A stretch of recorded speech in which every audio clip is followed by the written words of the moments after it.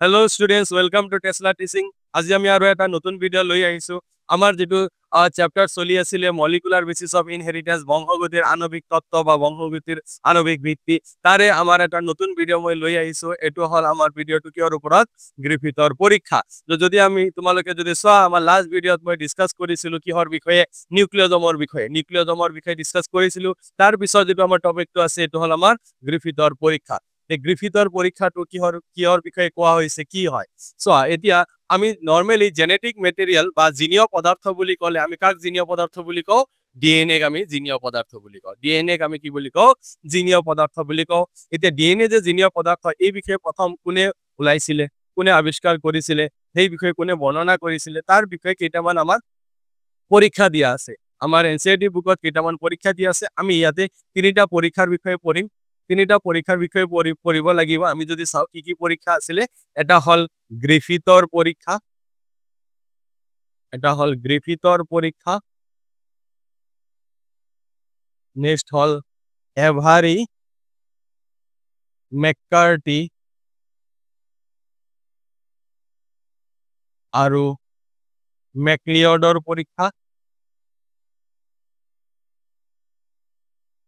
মেকলিঅডৰ পৰীক্ষা তাৰ পিছত 3 নম্বৰ হল হাৰ্শি আৰু চেজৰ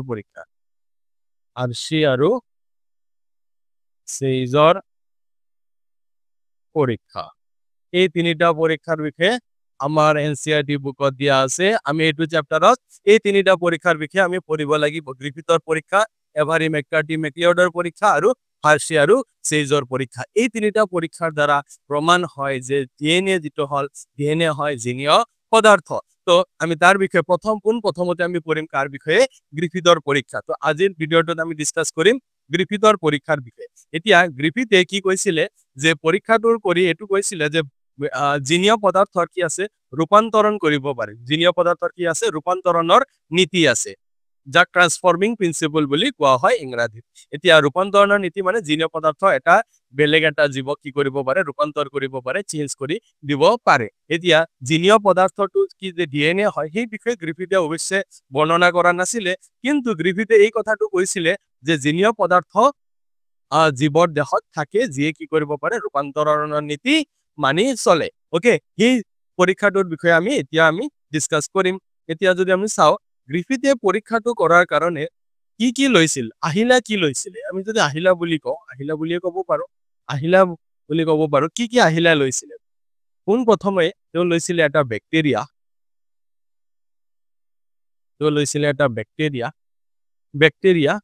আৰু কি লৈছিল ব্যাকটেৰিয়াটো কাৰ ওপৰত পৰীক্ষা কৰিছিল নিগনিৰ ওপৰত ওকে এটা ব্যাকটেৰিয়া যেটো ব্যাকটেৰিয়া লৈছিল সেই ব্যাকটেৰিয়াটোৰ নাম হল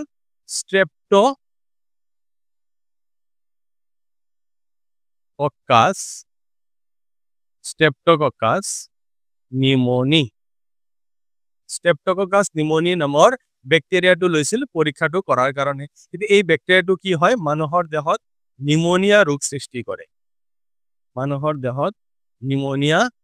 ৰোগৰ সৃষ্টি কৰে আৰু অৱশ্যে মানুহৰ দেহত কৰে আমি ক'ব পাৰো নিগনিৰ দেহতো ই কি কৰে নিউমোনিয়া ৰোগৰ সৃষ্টি কৰে স্ট্ৰেপ্টোককাস নিউমোনি ব্যাকটেৰিয়াটো ওকে তো এই ব্যাকটেৰিয়াটো লৈ নিগনিৰ দেহত প্ৰৱেশ কৰি কি কৰিছিলে পৰীক্ষাটো কৰিছিলে এতিয়া এই ব্যাকটেৰিয়াটো যদি চাও স্ট্ৰেপ্টোককাস নিউমোনি ব্যাকটেৰিয়া এই ব্যাকটেৰিয়া আকৌ দুই ধৰণৰ ব্যাকটেৰিয়া আছে এটা হল কি S3 আৰু এটা হল R2 এই ব্যাকটেৰিয়া দুটা কি সেই বিষয়ে আমি অলপ জানি লও ওকে এতিয়া প্ৰথমতে আমি যদি চাও মই কৈছে S3 ব্যাকটেৰিয়াটোক S প্ৰকাৰ বুলিও কোৱা হয় S প্ৰকাৰৰ ব্যাকটেৰিয়া বুলিও কোৱা হয় বা ইয়াক মসৃণ প্ৰকাৰৰ ব্যাকটেৰিয়া বুলিও কোৱা হয় এই ব্যাকটেৰিয়াটো কেনেকুৱা হয় এই ব্যাকটেৰিয়াটো যদি আমি চাও তাৰ কোষবেৰৰ বাহিৰ ফালে কি পাও আমি এটা বেলেগ এটা আৱৰণ পোৱা যায় যাৰ কাৰণে ই কি হয় এই ইয়াৰ কোষবিলাক এই ব্যাকটেৰিয়াৰ কোষবিলাক মসৃণ হয়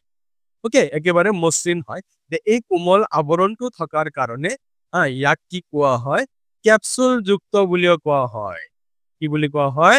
ক্যাপসুল যুক্ত আমি যে ক্যাপসুল যে খাও টেবলেট ক্যাপসুল তেনেকুৱা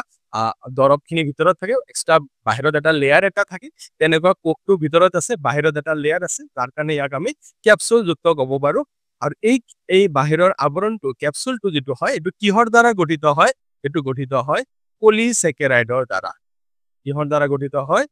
পলিস্যাকাৰাইডৰ দ্বাৰা গঠিত হয় তো পলিস্যাকাৰাইড কাৰ্বোহাইড্ৰেট ওকে সো পলিস্যাকাৰাইডৰ দ্বাৰা গঠিত হয় এই ক্যাপসুল বা আবরণ থাকার কারণে ই কি হয় মসৃণ হয় কি হয় মসৃণ হয় ওকে আৰু তাৰ লগতে এই S3 টাইপৰ ব্যাকটেৰিয়াটো কি হয় ই কি কৰিব পাৰে ৰোগজনক হয় ৰোগজনক মানে ৰোগ সৃষ্টি কৰিব পাৰে বেমাৰ সৃষ্টি কৰিব পাৰে কি বেমাৰ সৃষ্টি কৰিব ই সৃষ্টি কৰিব নিউমোনিয়া ৰোগ সৃষ্টি কৰিব নিউমোনিয়া ৰোগ সৃষ্টি কৰিব নিউমোনিয়া ৰোগ বেমাৰৰ কি হয় ৰোগজনক হয় ওকে তো এতিয়া আমি এইখিনি বুজি পালো S3 প্ৰকাৰৰ S3 প্ৰকাৰ কি বুলি ক'লো S3 প্ৰকাৰৰ ব্যাকটেৰিয়াটো মসৃণ হয় কিয় যে ইয়াৰ কোকবেৰৰ বাহিৰত এটা এক্সট্ৰা এটা আৱৰণ থাকে যাৰ কাৰণে হি মসৃণ হয় এই আৱৰণটো থকাৰ কাৰণে ইয়াক কেপচুল যুক্ত বুলি কোৱা হয় আৰু লগতে ই কি হয় ৰোগজনক হয় বেমাৰ সৃষ্টি কৰিব পাৰে আৰু এই আৱৰণটো কিহৰ দ্বাৰা গঠিত হয় পলিস্যাকাৰাইডৰ দ্বাৰা গঠিত হয় এতিয়া যদি আমি চাও R2 type of bacteria R2 প্ৰকাৰ R2 প্ৰকাৰ বা R প্ৰকাৰ বুলি কোৱা হয় R প্ৰকাৰ বুলি কোৱা হয় বা ইয়াক খহটা বুলিও কোৱা হয় খহটা ব্যাকটেৰিয়া বুলিও কোৱা হয় R প্ৰকাৰৰ ব্যাকটেৰিয়াটো কেনেকুৱা হয় এই ব্যাকটেৰিয়াটোৰ কোকবেৰৰ বাহিৰত কোনো আৱৰণ নাথাকে এই আৱৰণ নথকাৰ কাৰণে ই কি হয় কোকটো কি হয় খহটা হয় কেনেকুৱা হয় খহটা হয় ওকে খহটা হোৱাৰ লগে লগে ই ক্যাপসুল বিহীন বুলি ক'ব পাৰো কাৰণ ইয়াৰ কোনো আৱৰণ নাই ক্যাপসুল নাই এই কাৰণে ইয়াক আমি কি বুলি ক'ব পাৰো ক্যাপসুলহীন বা ক্যাপসুল বিহীন বুলি কোৱা হয় ক্যাপসুল বিহীন ব্যাকটেৰিয়া বুলি কোৱা হয় আৰু ই কি হয় ৰোগজনক নহয় ই ৰোগ বেমাৰ সৃষ্টি কৰিব নোৱাৰে ই ৰোগজনক নহয় ঠিক আছে এইখিনি কথা আমি জানিলো R2 ব্যাকটেৰিয়াৰ বিষয়ে তো আমি S3 বিষয়ে জানিলো R2 বিষয়ে জানিলো এতিয়া এই দুই প্ৰকাৰৰ ব্যাকটেৰিয়া যেটো আছে এই দুই প্ৰকাৰৰ ব্যাকটেৰিয়া লৈছিলে কোনে গ্ৰিফিথে লৈ কি কৰিছিল নিগনিৰ দেহত প্ৰৱেশ কৰাই কি কৰিছিল পৰীক্ষাটো কৰিছিল এতিয়া যদি আমি চাও পৰীক্ষাটো কেনেকৈ কৰিছিল পৰীক্ষাখিনিত আমি আহো তো গ্ৰিফিথে পৰীক্ষা কৰাৰ কাৰণে S3 আৰু R2 নামৰ স্ট্ৰেপ্টোককাছ নিউমনি ব্যাকটেৰিয়া লৈ নিগনিৰ দেহত প্ৰৱেশ কৰাই পৰীক্ষা কৰিছিল পৰীক্ষা কৰি ওলাব পাৰিছিল যে জিনীয় পদাৰ্থ থাকে আৰু জিনীয় পদাৰ্থ ৰূপান্তৰণৰ নীতি অৱলম্বন কৰে এতিয়া আমি যদি পৰীক্ষাটো যদি চাও পৰীক্ষাত ইয়াতে আমি চাৰিটা পৰীক্ষা তেও কৰিছিলে দেখতে তো আৰু এই পৰীক্ষাটো কিমান চনত কৰিছিলে এই পৰীক্ষাটো কৰিছিলে 1928 চনত এই পৰীক্ষাটো কৰিছিলে তো পোন প্ৰথমে কি কৰিলে গ্ৰিফিথে S3 প্ৰকাৰৰ ব্যাকটেৰিয়া ললে ব্যাকটেৰিয়া লৈ ইয়াক কি কৰিলে নিগনিৰ দেহত সোমাই দিলে নিগনিৰ দেহত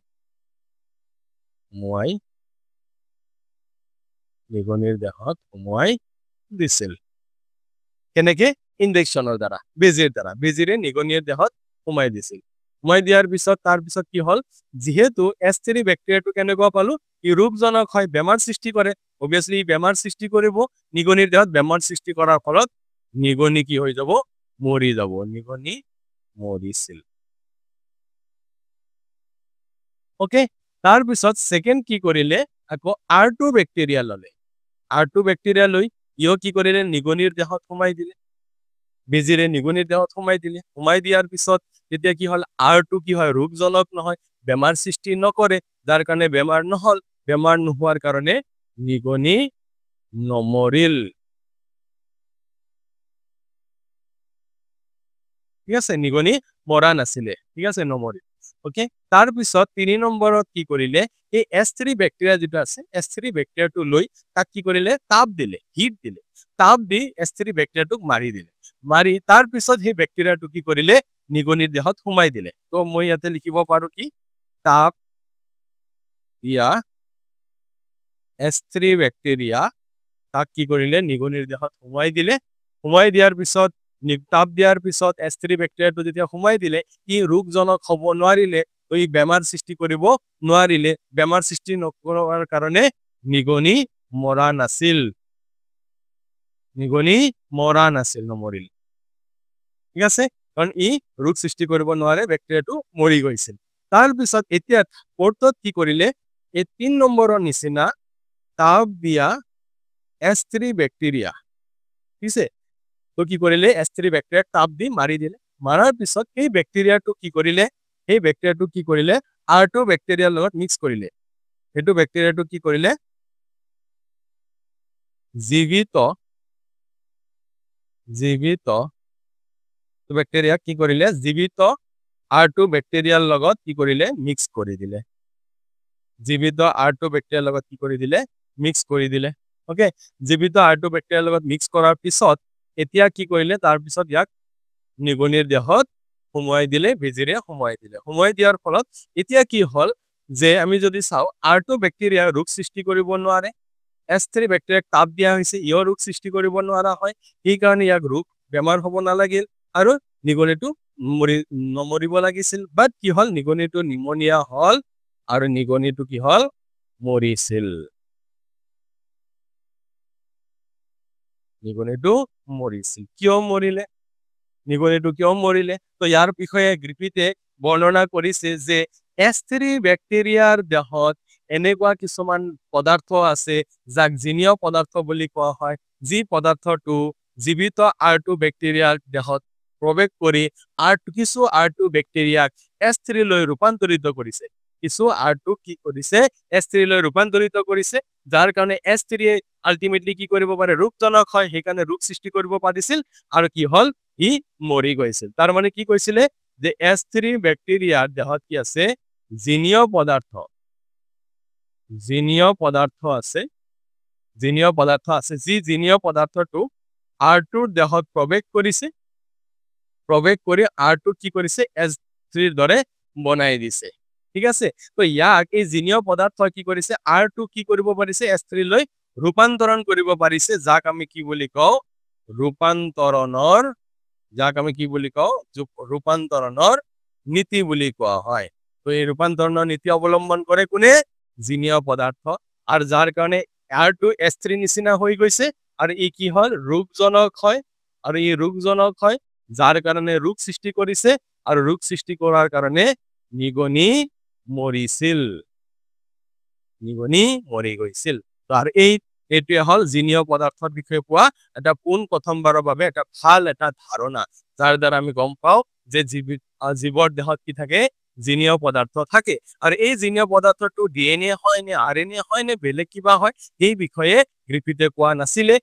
গ্ৰিফিথে জাষ্ট কৈছিলে S3 বেক্টেৰিয়াৰ জিনীয় পদাৰ্থ আছে বা জীৱৰ দেহত জিনীয় পদাৰ্থ থাকে, যিয়ে ৰূপান্তৰণৰ নীতি অৱলম্বন কৰে। আৰু সেই জিনীয় পদাৰ্থটো কি হয়,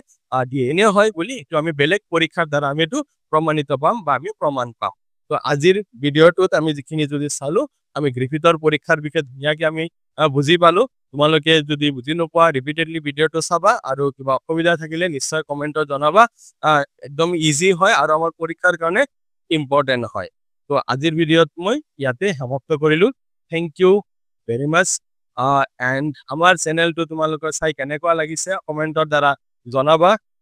আৰু যদি ভাল লাগে নিশ্চয় ছাবস্ক্ৰাইব কৰিবা, লাইক কৰিবা, আৰু তোমালোকৰ ফ্ৰেণ্ডছৰ লগত শ্বেয়াৰ কৰিবা। Thank U.